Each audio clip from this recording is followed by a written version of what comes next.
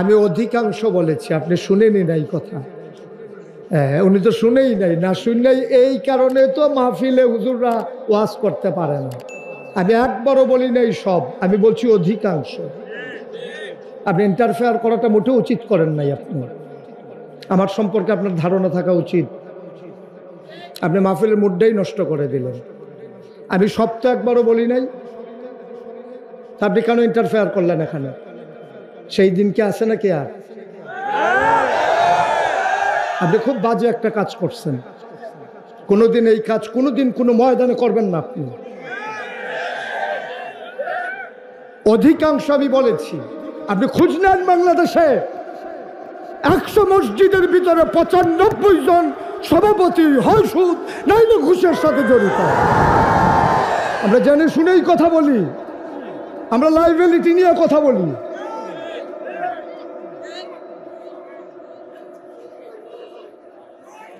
কয়জন ভালো মানুষ বাংলাদেশে আমার জানা আছে? পৃথিবীর ইতিহাসে এমন কোন ইতিহাস নাই সরকার বদলের পরে 313 জন মেম্বার অফ পার্লামেন্ট, যেই জায়গায় আমলা কামলা র্যাব গোয়েন্দা ঊর্ধ্বতন কর্মকর্তা সারা বাংলাদেশ থেকে একযুগে পালিয়ে যায়, পৃথিবীর ইতিহাস নাই, শুধু বাংলাদেশে।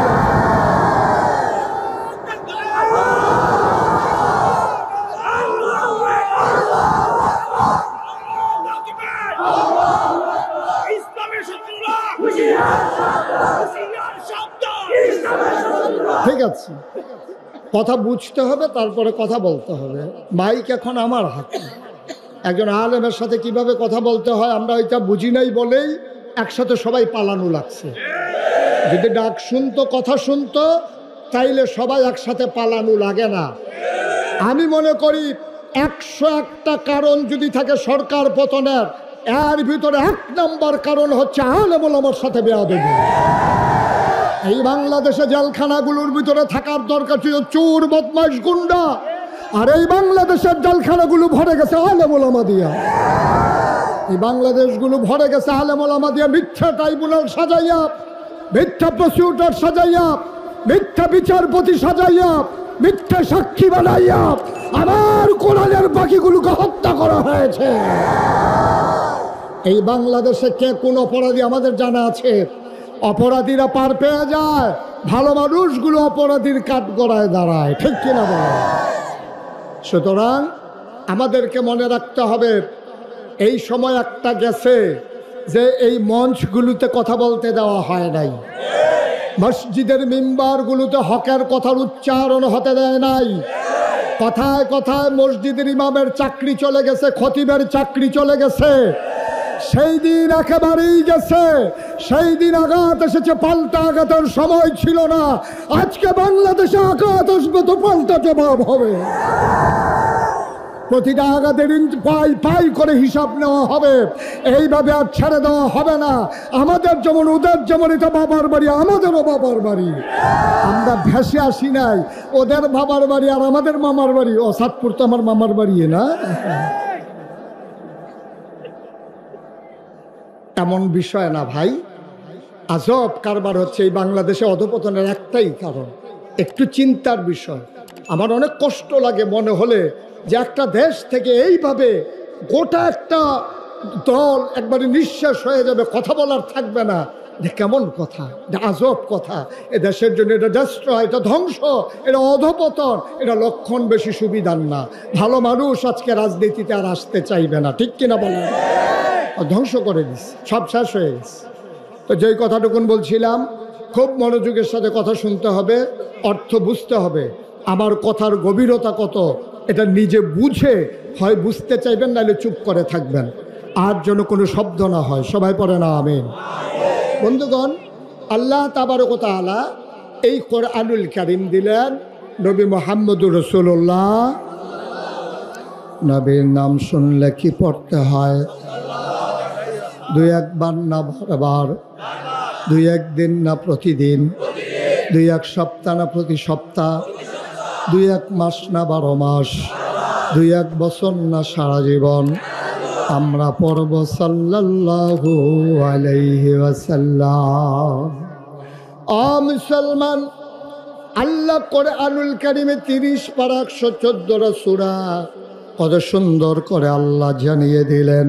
আল্লাহ সুন্দর করে বলে দিলেন, ইয়া আইয়ুহান নবী, হে নবী, আত্তাকিল্লাহ, আপনি ভয় পাবেন কেবলমাত্র শুধুমাত্র একমাত্র আমার আল্লাহকে, ঠিক কিনা?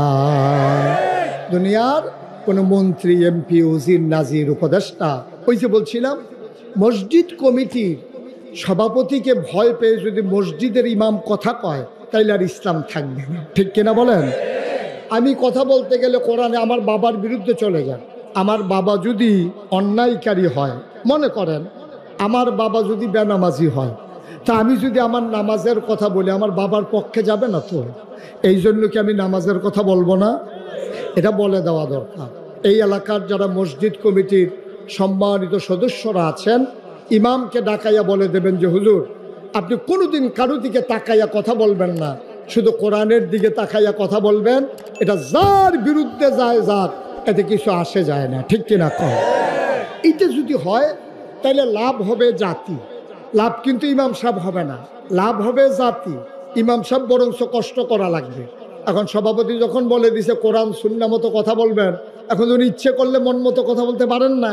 এখন কোরআন জেনে জেনে বুঝে বুঝে কোরআন অনুযায়ী কথা বলা লাগবে, এতে করে কষ্ট করা লাগবে। উনি জাতি বেঁচে যাবে, কোরআনের মৌলিক কথাগুলো, ফান্ডামেন্টাল ডিসিশনগুলো জাতি জেনে যাবে, তারা বুঝে ফেলবে এই কোরআনের ভিতরে কি আছে, ঠিক কিনা বলেন?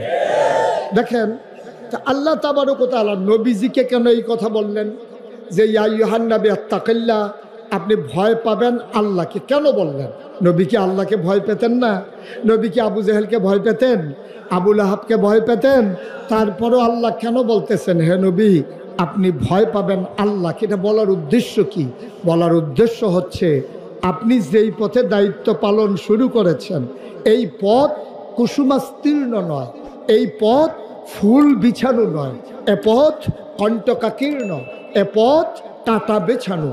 এ পথে চলতে গেলে মখমলের এই বিছানা থাকবে না, লাল গালিচা থাকবে না, এই পথে ফুল বিছানো থাকবে না, এই পথে থাকবে কাঁটা, এই পথে থাকবে ঝড় ঝঞ্ঝা। এই পথে চলতে গেলে মামলা হবে, হামলা হবে, জেল জুলুম নির্যাতন হবে, প্রয়োজনে জীবন দেওয়া যাবে, ইমান দেওয়া যাবে না, ঠিক কিনা? এই জন্য আল্লাহ তার নবীকে রেডি করছেন। নবীকে বলছেন যে কুল, হে রাসূল আপনি বলুন, ইন্না সালাতি ওয়া নুসুকি ওয়া মাহইয়ায়া ওয়া মামাতি লিল্লাহি রাব্বিল আলামিন। দেখেন কিভাবে আল্লাহ রাব্বুল আলামিন তার নবীকে তৈরি করতেছেন। বলতেছেন হে নবী আপনি বলুন। বলেন যে বলেন আল্লাহ কি বলবো? বলেন ইন্না সালাতি, আমার নামাজ, ওয়া নুসুকি, আমার কোরবানি, ওয়া মাহইয়ায়া, আমার জীবন, ওয়া মামাতি, আমার মরণ, লিল্লাহি রাব্বিল আলামিন, কেবলমাত্র শুধুমাত্র একমাত্র আল্লাহ রাব্বুল আলামিনের জন্য, ঠিক কিনা কম? এটা দিয়ে রেডি করলেন যে আপনার মৌলিক সিদ্ধান্ত, আপনার নীতিগত সিদ্ধান্ত, আপনার হৃদয়ের অনুভূতি আপনি নিজেকে নিজে তৈরি করেন। আপনি বুঝাইয়া দেন আমার যা কিছু, আমার ব্যক্তি জীবন, আমার পারিবারিক জীবন, আমার সমাজ জীবন, আমার রাজনৈতিক জীবন, আমার ইন্টারন্যাশনাল রিলেশন, আমার ব্যক্তি, আমার স্ত্রীর সাথে সম্পর্ক, আমার সন্তানের সাথে সম্পর্ক, আমার বাবার সাথে মায়ের সাথে সম্পর্ক, প্রতিবেশীর সাথে সম্পর্ক, দেশের সাথে দেশের সম্পর্ক, লিল্লাহি রাব্বিল আলামিন, সকল কিছু শুধুমাত্র কেবলমাত্র একমাত্র আল্লাহ রাব্বুল আলামিনের জন্য। সুবহানাল্লাহ বলবেন না? এই আল্লাহ নবীকে যেটা শিখাইলেন এটার সাথে কি আমরা একমত? কথা বলেন একমত? আমার জীবন কার? আমার মরণ কার? সূরা তাওবার 111 নম্বর আয়াতে আল্লাহ আরো সুন্দর করে বলে দিলেন, ইন্নাল্লাহা ইশতারা মিনাল মুমিনিনা আনফুসাহুম ওয়া আমওয়ালাহুম বিআন্না লাহুমুল জান্নাহ। ও মতলবের মানুষ শুনো শুনো শুনো, ইন্নাল্লাহা, নিশ্চয়ই আল্লাহ, ইশতারা, ক্রয় করে নিয়েছেন, কিনে নিয়েছেন, মিনাল মুমিনিনা, মুমিনদের কাছ থেকে, আনফুসাহুম ওয়া আমওয়ালাহুম, তোমাদের জান এবং তোমাদের মাল, বিআন্না লাহুমুল জান্নাহ, আর এর বিনিময়ে যা দিয়ে তোমাদের কাছ থেকে জানমাল কিনেছে তার নাম হলো জান্নাত। সুবহানাল্লাহ বলবেন? তাহলে এই জান কার? কথা বলেন, এই জান কার? এই মাল কার? এখন আমাদের কাছে আছে, বলতেছি আল্লাহর, হইল কেমনে? আল্লাহ বলছেন জান আর মাল যদিও তোমরা বিক্রি করছো, আমি আবার তোমাদের কাছে আমানত রেখেছি। এই জান তোমাদের কাছে আমানত, এই মাল তোমাদের কাছে আমানত। এখন যিনি মাল আমানত রেখেছেন, উনি যেই পথে চলে, যেই পথে চালাইতে বলেন, মাল আর জানকে ওই পথে চালানো, এইটাই যার কাছে আমানত রেখেছে তার দায়িত্ব। ঠিক কিনা বলেন?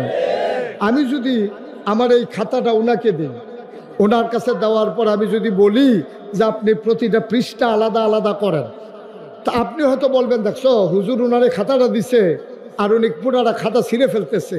যেহেতু আমি ওনার কাছে রেখেছি, উনি আমানতদার, আর আমি ওনার কাছে আমানত রেখেছি, আমি বলেছি টুকরা করেন, উনি আমানতদার হিসেবে এইটাই দায়িত্ব। আল্লাহ বলেছেন জান আমার, মান আলা আমার, তুমি হচ্ছে আমানতদার। সুতরাং আমি আল্লাহর হুকুম হচ্ছে তোমার জান ব্যবহার হবে আল্লাহর পথে, মাল ব্যবহার হবে আল্লাহর পথে, তোমার প্রতিটি স্লোগান হবে শুধু আল্লাহর জন্যে। ঠিক কিনা বলো? তোমার কোনো মানুষের চাওয়া পাওয়ার হিসাব মিলানোর জন্যে তোমার কোনো স্লোগান হতে পারে না। তোমার একটা টাকাও আল্লাহর বিরুদ্ধে যায়, ইসলামের বিরুদ্ধে যায়, মসজিদের বিরুদ্ধে যায়, মাদ্রাসার বিরুদ্ধে যায়, আলেম ওলামার বিরুদ্ধে যায়, একটা টাকাও সেই পথে খরচ করার মুসলমানের জন্য হারাম, হারাম, হারাম। ঠিক কিনা বলো? আপনি মুসলমান, আপনার অর্থ সম্পদ ইসলামের বিরুদ্ধে, আলেমের বিরুদ্ধে, মসজিদ মাদ্রাসার বিরুদ্ধে খরচ করতে আপনি পারেন? কথা কেনা পারেন? আপনি খরচ করতে হবে শুধু আল্লাহর জন্য, যেহেতু সব আপনি আল্লাহর কাছ থেকে আমানত। এই জন্য আল্লাহ বলছেন, হে নবী আপনি কি ঠিক করে নিয়েছেন? বলল যে হ্যাঁ। তাইলে এবার ইত্তাকিল্লাহ, আপনি ভয় পাবেন আল্লাহরে। কারণ আবু জেহেল, আবু লাহাব, উতবা, সাইবা টিটকারি মাসবে, মস্কারা করবে, পাগল বলবে, জিনে ধরবে বলবে। আপনি যদি অস্থির হয়ে যান, আপনি যদি তাদের ভয়ে ভীত সন্ত্রস্ত হয়ে যান, তাহলে এই জমিনেতে আল্লাহর দিন থাকবে না। এজন্য আপনাকে কথা বলেই যেতে হবে, পক্ষে যাক আর বিপক্ষে যাক। আমি মুশতাক ফৈজি, খুব খেয়াল করে শোনেন, নাগাইশের পীর সাহেব, আমি মুশতাক ফৈজি। এখন যদি শুধু জিকির করি, সবগুলা মানুষ আপনারা অস্থির হয়ে যাবেন যে মাশাআল্লাহ হুজুরের জিকির কত সুন্দর, মনে হয় বাতাস জিকির করে, মনে হয় গাছে জিকির করে। ওই বিদেশি সন্তানের মায়েরা আমার জন্য আতর পাঠাবে, বিদেশি বাবারা আমার জন্য দেশি মুরগার ডিম সিদ্ধ করে নিয়ে আসবে, কার ঘরে সকালে দাওয়াত খাবো সিরিয়াল পরে যাবে। আমি যদি কলমা শরীফের জিকির করি, সবাই মিলে খুশি, আমার প্রশংসায় পঞ্চমুখ। অথচ ১৫০০ বছর আগে নবী যখন সবাইকে ডেকে বললেন কৌলু লা ইলাহা ইল্লাল্লাহ, তোমরা সবাই পড়ো লা ইলাহা ইল্লাল্লাহ, বলার সাথে সাথে কাফেরেরা খুশি না বেজার? তো মুশতাক ফৈজি জিকির করলে হাদিয়া পাওয়া যায়, মাছের মাথাটা, গরুর কলজাটা, বিদেশি ফুতের টেহারা, প্রথম লাউডা, টাহি মাছ দিয়া, ভাপা ফিডা দিয়া, যা মন চায় কম্বলটা। হাদিয়ার অভাব নাই, টাকার অভাব নাই, সম্মানের অভাব নাই, দল মত নির্বিশেষে কয় উনি একজন ভালো মানুষ। তাইলে নবীজি লা ইলাহা ইল্লাল্লাহ কইলে সবাই রাগ হয়, মুশতাক ফৈজি লা ইলাহা ইল্লাল্লাহ কইলে তো সবাই খুশি হয়। তাইলে বুঝতে হবে কুসকুস কালা হয়।